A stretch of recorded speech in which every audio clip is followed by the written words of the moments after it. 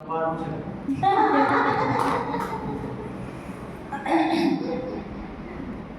ઘરમાં જ અમારે વાતોચીતોમાં બધું થતું હતું. મમ્મી છે મારા ઘરે વડી, તેના લીધે હું એમને સારી એવું સલાહ આપી પણ વોટ્સઅપ પર. એટલે એમણે કીધું કે ના તારું સારું છે, બોલવાનું અને સમજાવવાનું બધું અહીં પણ કોઈના જોડે વ્યક્ત કરતો કોઈને પણ.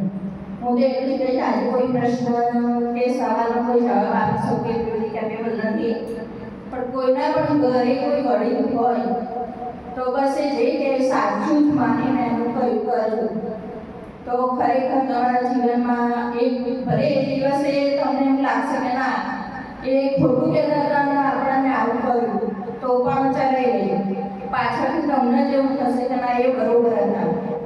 કારણ કે જે ગામડા લોકો હોય છે એમના અનુભવથી જે એમને વીતેલું હોય છે એ બધું વિચારીને આપણને સલાહ આપતા હોય છે. અને આપણી આજની ઉંમરમાં આજની જીવનની ધમાલમાં આપણને એમને એવું લાગતું હોય છે કે ક્યાં વચ્ચે કરનાર ભાઈ આપણને ડિસ્ટર્બ કરે છે, આવું બોલે છે, આવું કરે છે. કોઈ પણ વાત હોય આપણે કોઈ પણ ચર્ચા થતી હોય તો એ કે બેટા શું કરો છો આને, તો ઘણા ફેમિલીમાં મેં જોયું છે કે ઘરના લોકો નિગ્લેક્ટ કરે, તમે એક બાજુ બેસો તમારું કામ નથી એવી રીતનું હોય છે.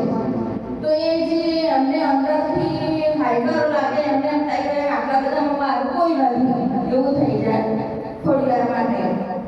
પણ જો એમને જ અમે પહેલાં બેસાડી અને પૂછીને કરીએ ને જે એમનો સંતોષ મળે જે બે શબ્દ બોલે અને પછી જે આપણે કામ પૂરું કરીએ એમાં ખરેખર આનંદ આવે છે.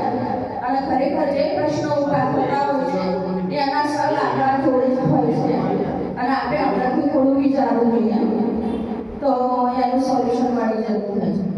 મારું કહેવાનું એટલું જ છે કે કોઈની પણ જોડે કોઈ પણ વાતનું થતું હોય દુઃખ થતું હોય એવું હોય તો એક વાર વિચારી લેવું જોઈએ કે એની જગ્યાએ હું હોઉં ને મારી જોડે આવું થતું હોય તો શું થઈ શકે છે.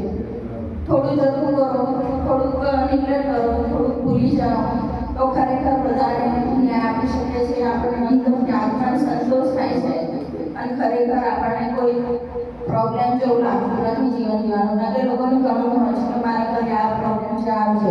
ખરેખર અંદર પ્રોબ્લેમના સોલ્યુશન હોય છે. આપણે એ રીતે વિચારતા નતા હોતા કે ખરેખર મારા ઘરે જ આવું છે. ખરેખર કોઈના ઘરે કશું જ હોતું નથી, વિચારવાની રીત અલગ હોય છે. આપણે સારી રીતે વિચારવું જોઈએ બધાને અને વડીલોને ખાસ સારી રીતે રાખવું જોઈએ, એમને નિગ્લેક્ટ ના કરવા જોઈએ. બસ આટલું કહેવું મારે.